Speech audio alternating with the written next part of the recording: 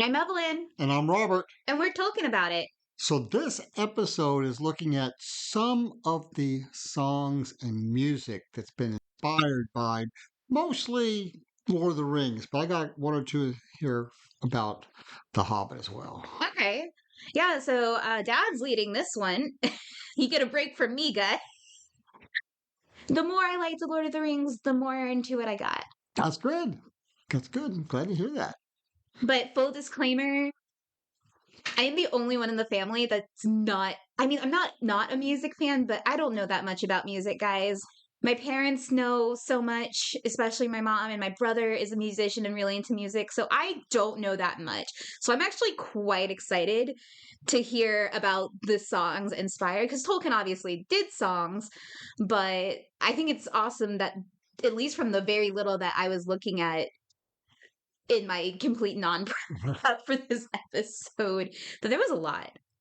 So, I want to start with some light fare first, Okay. and then we'll get a little deeper in. Mm-hmm. So, um, the first one I was just going to briefly talk about is The Greatest Adventure from the Animated Hobbit.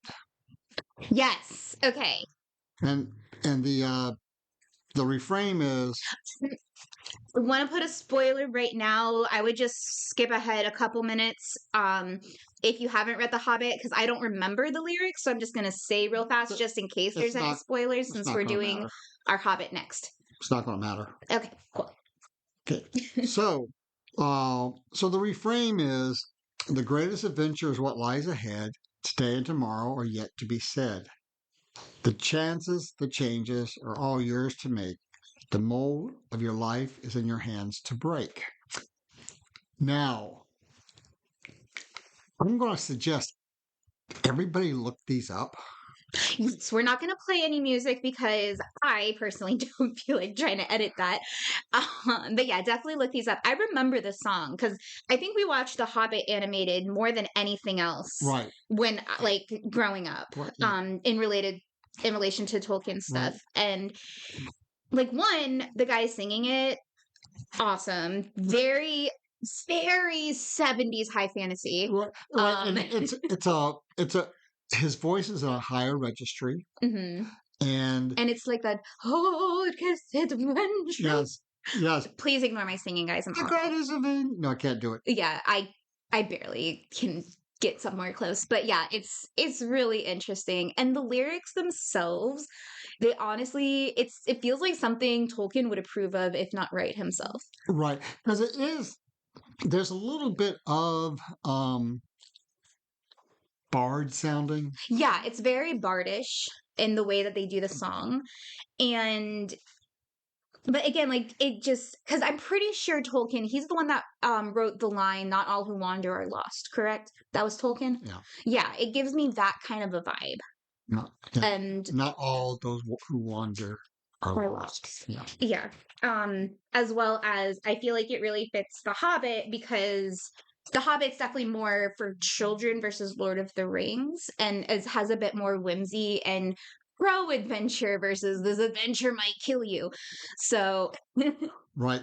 I And like it. yeah, and the next one is from the um, Return of the King Okay. animated. So this is from the animated Return of the King movie. The Return of the King, not the Lord of the Rings one. Right. Okay. Because it's the Return of the King is when we get 9 fingers. Yes. But wasn't there, I thought there was a song in the first one too that was very bardy. Yeah. Or it was told by the bard or Yeah. something that we noted. Right. Okay. Yes. And, but, these are the words to that. Well, not all the words, but like the last 3 stanzas. The power of the ring it grew, and Gandalf sat it through. He knew that it must be destroyed in fires where it was wroth. For if in evil hands it fell, the earth would know its end. No force of arms would win the day, no army could continue. Frodo of the 9 fingers and the ring of doom, accept a heavy burden for the fires to consume. But we jokingly do And so yeah, so it's very light-hearted. It's like Frodo of the Nine Fingers and the Ring of Doom. Like it's kind of more light Right, yeah. throughout the entire because it's played a lot throughout the movie, but it's like at the very like climax, it goes Frodo of the like a chorus, like a ghostly chorus. Frodo of the Nine Fingers. Like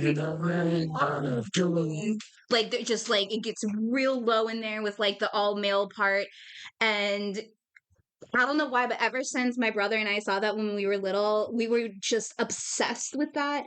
And at least once a week, we make a reference to it in this household. At least once a week. Yeah, at least once a week. Since I was a child. Right. And then the last light fare I want to talk about is Leonard Nimoy's The Ballad of Bilbo Baggins. There is a video that goes with this. You must watch It's incredible, the guys. video. You must watch the video. Okay, I want to say if you're recognizing the name Leonard Nimoy, but you can't place it, he's the original Spock from Star Trek. And he just straight up and so my memory growing up was that this was like that we saw this video or heard this song in one of those animated movies. No. But it wasn't until a couple weeks ago when we were discussing this that you're like, no, I just showed you guys the video on the computer because you thought it was funny and you asked to watch it all the time.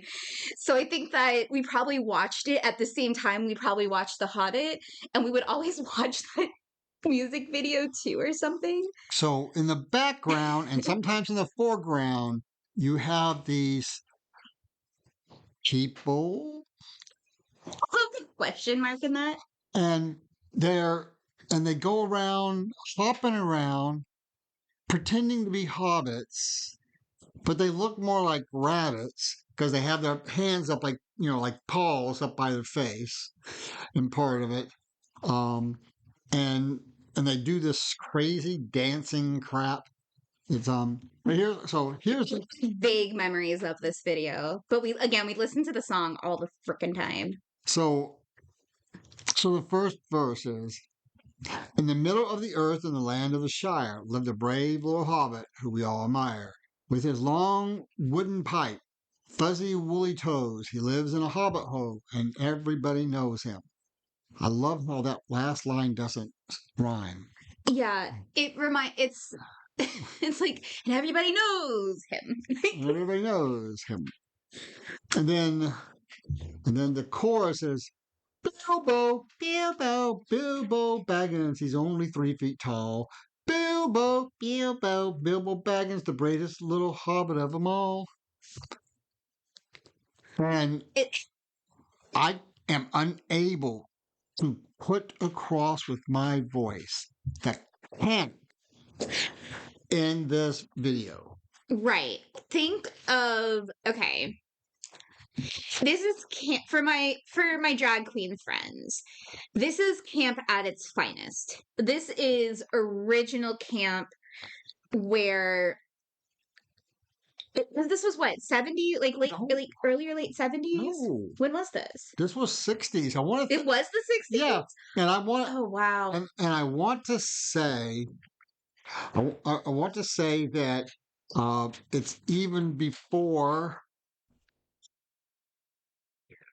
I want to say it's a little before Batman TV show. Which again, camp. The 60s is pure camp, guys. I don't know what happened in the 60s except for camp. Andy Warhol happened. Camp.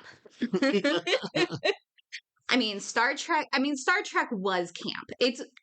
There was camp in it. It wasn't as It was campy. campish. It was campish. It had camp elements. Right. Versus this is like pure camp. Yeah. But yeah, I just love that Bilbo. Yeah. And it's just really weird. It was the 60s. Yeah. Okay, so now I'm gonna get to some of the more serious stuff. Okay. Okay. First one I'm going to talk about is Rivendell by Rush. Yes. And Yeah, this I'm familiar with it's from because I like Rush. it's from 1975. Were you listening to it last night? Were you getting ready for this? Uh, Actually, no, I just happen to be listening to the album. That's hilarious. The album, the Rush album is on Fly By Night, which was their second studio album. And it's my personal favorite. So, and and again, you really have to look these up, folks. Matter of fact, Evelyn's going to put. We'll put links to as many of these as I can. Yeah. So, and they might just be audio links, but most of them I think have videos. I'm gonna try it for YouTube. Yeah. That way, if there is a video attached, you can see it. So, so it begins. Sunlight dances through the leaves. Soft winds stir the sighing trees. Lying in the warm grass, feel the sun upon your face. Elven songs and endless nights, sweet wine and soft relaxing lights. Time will never touch you. Here is the enchanted place. Next verse. You feel there's something calling you. You're wanting to return to where the misty mountain rise and friendly fires burn. A place you can escape the world where the Dark Lord cannot go. Peace of mind and sanctuary by loud waters flow. Yeah. And it's just so. This is very cool to me because it's it's a well-known rock band. Yeah. Who are known for. I mean, they're. It's fun for me to put Rush in a category. I mean, they're a little heavy metal, they're a little glam rock, they're a little they 70s rock. They did like kind of arena type stuff though. They put on like rock shows, right? Rock shows, yeah, but that was later on. Oh, okay. Yeah, this was early. Oh, okay. Yeah, that was later on. And so we have that. So the next one I want to talk about is a song called Shadows. It's by a Swedish heavy metal band, and I know I'm going to pronounce this wrong, so I'm going to spell it too. It's Sabaton, and it's spelled Sabaton. And this song is from 2007. Okay. They go a little bit more towards the dark side. Yeah, that tracks. Of the Lord of the Rings. So one verse is, facing the wind as they ride through the sky, shadows of Mordor, black horses they fly. Black Shadow King, find the ring. Search for the halflings, you lords of the dark. The hobbit with Sauron's ring, he is your mark. Unholy light in the might. Black knights of Sauron, you're made of iron. Black shadows of Mordor, weld one-eyed shields. So I think my favorite part about this is, from what I have learned from my Scandinavian friends, is that heavy metal just happens to be just very there happens to be a lot of heavy metal bands in Scandinavian area. Usually like you get that like Finnish heavy metal band in Eurovision or something as the stereotype. But I love the fact that we have these heavy metal bands inspired by Tolkien's work, who in turn was inspired by Scandinavian tales. I just think that that's an interesting circle. And I feel like the heavy metal fits as well, because when you read some of those like Scandinavian sagas, like the Norse sagas and everything, they're pretty it's pretty heavy metal. Like yeah. What these people do. So yeah, I feel like that's just it's perfect. Yeah. Absolutely perfect. No notes. And the next one, it's by the Blind Guardians. It's from the album Into the Storm, 1998, and the song is called Nightfall on Middle Earth. Okay. So we are following the will of the One to the dark age into the storm, and we are following the will of the One to the dark age into the storm. Lord, I mean, black heart, show me what you hold in hand. I still hunger for more. Release me from my pain. Give it to me. How I need it, how I need it, how I need it, how I need it. Sounds familiar. I'm pretty sure I've heard that before. But I really like that. Is it heavy metal as well? It's heavy metal. It is heavy metal. That sounds it. I feel like I could like really appreciate that being screamed at my face. Oh, how I did it, how I did it, how I did it. That sounded like I'm having so much fun doing this one. that's like a muppet trying to do heavy metal. Beat drums, beat drums. Okay, now we're going to get into one that's more widely known. Okay. So now I'm going to get into some more known tunes. Okay. This one it's Ramble On from Led Zeppelin, from the Led Zeppelin 2 album from 1969. I do know this song and I enjoy it a lot. Continue. Okay, and so the words that I'm pointing out here is, I ain't telling no lie, mine's a tale that can't be told. My freedom I hold dear, how years ago and days of old, when magic filled the air. 'Twas in the darkness that... It's okay. What? 'Twas in the darkness depths of Mordor I met a girl so fair. But Gollum and the evil one crept up and slipped away with her. Her, yeah. Ain't nothing I can do, no. You know, it's weird reading these. It reminds me of DJs in the 80s who would, read. Yeah, you're doing like the spoken word of these songs because it's like it's so far removed from listening to this. But we're terrible singers, so neither of us should try. Correctamundo. So, but this is not the only song in Zeppelin's. Yeah, they have a couple, which I think is awesome. And they tend to like to doff their caps to Tolkien for some reason. Misty Mountain Hop is the name of the song, and it's from their 1971 untitled fourth album. Okay. And it's pretty on the nose. It is number 10 on the Rolling Stones' greatest Led Zeppelin songs ever. Okay. Right. I did not know that part. All right, so here you go. You really don't care if they're coming, oh, oh. I know it's all a state of mind. Oh. If you go down in the streets today, baby, you better open your eyes. Folk down there really don't care, really don't care. Don't care, really don't. Which way the pressure lies. So I decide what I'm going to do now. So I'm packing my bags for the misty mountains where the spirals go now.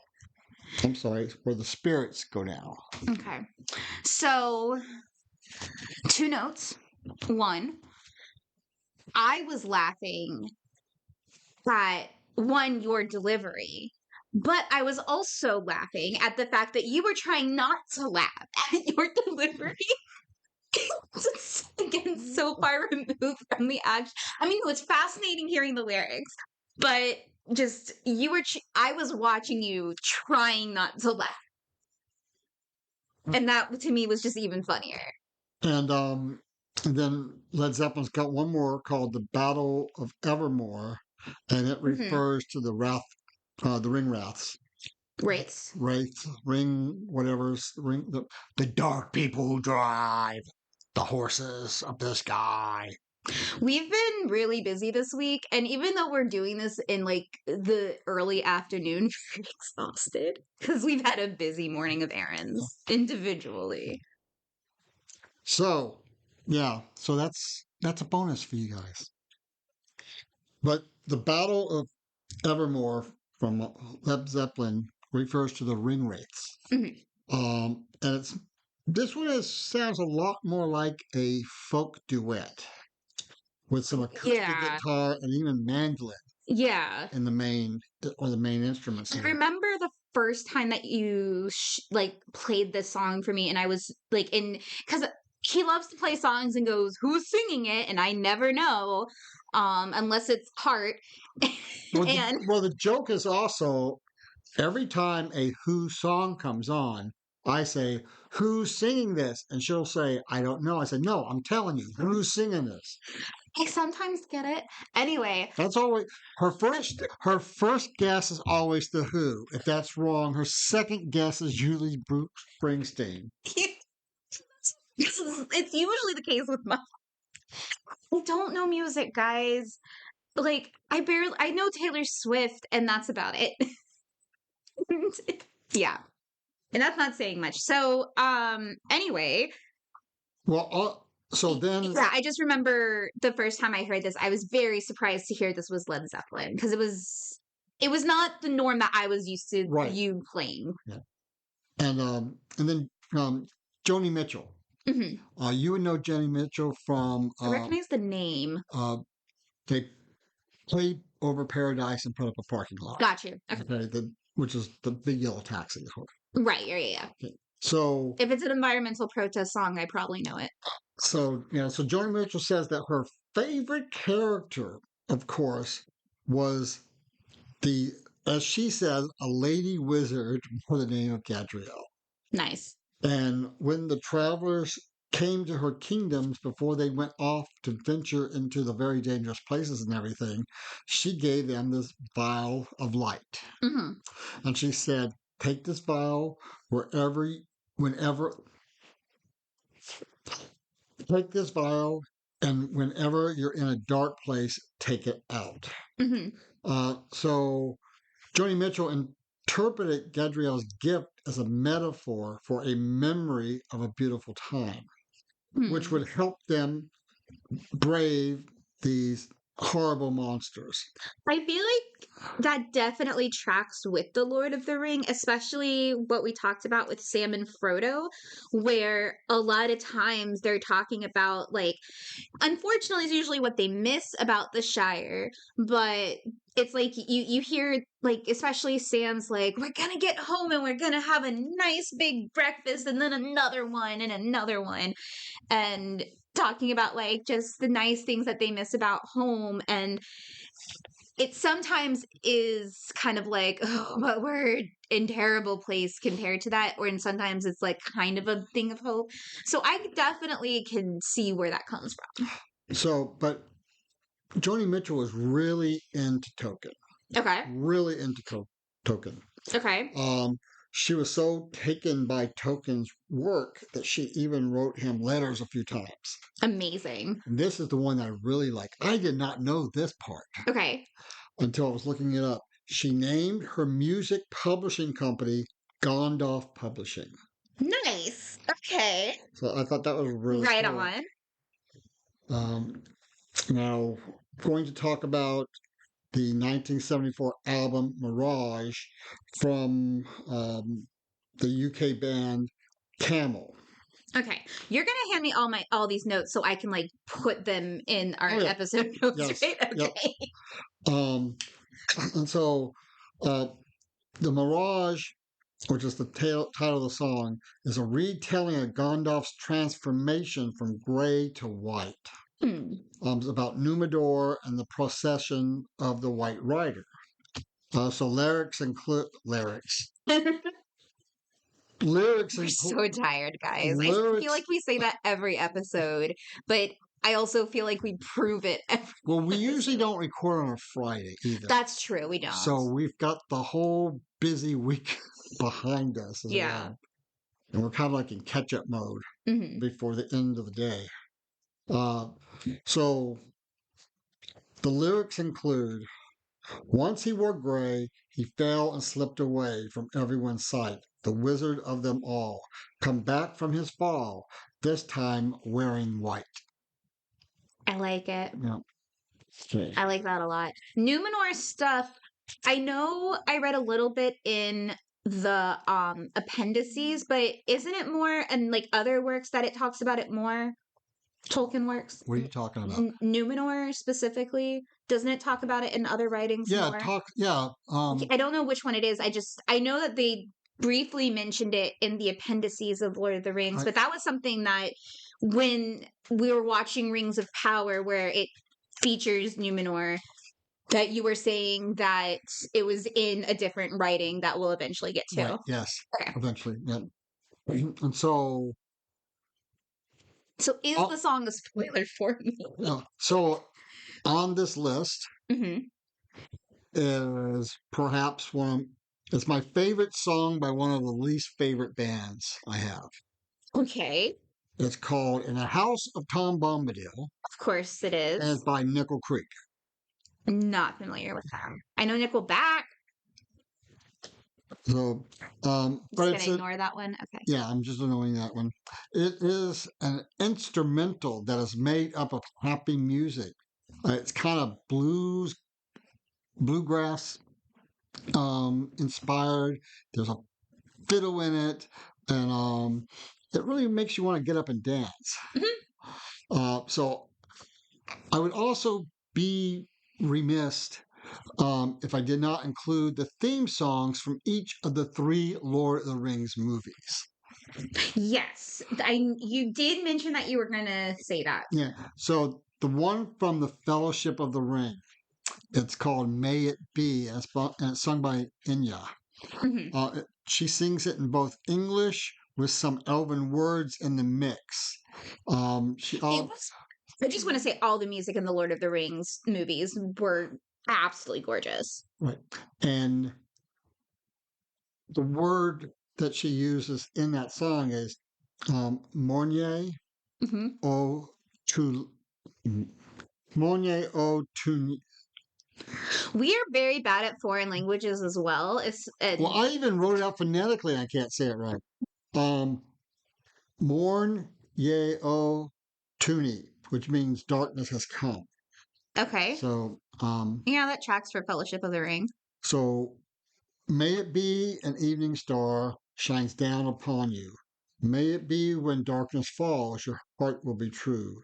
You walk a lonely road, or how far you are from home.